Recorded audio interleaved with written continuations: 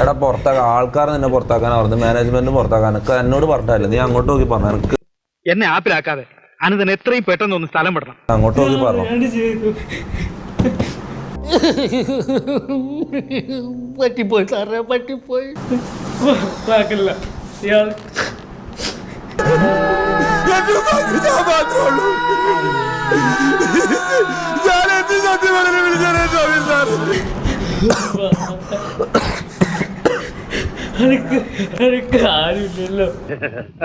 നിനക്കിത് വേണം. നീ എന്റെ മുമ്പിൽ കിടന്ന് വിലസിയില്ലേ? എന്തൊക്കെയാ നീ പറഞ്ഞത്? ഒന്നും ചെയ്യൂല, അതിന് പുറത്താക്കല്ല. ഇത്രയും ഇടതില്ലേ നീ മാത്രല്ലല്ലോ. കൗതുക ലേശം കൂടുതലാണ്, മാപ്പാക്കണം. ഇവിടുന്ന് പോലെ ഫുഡ് പോലും കിട്ടുക.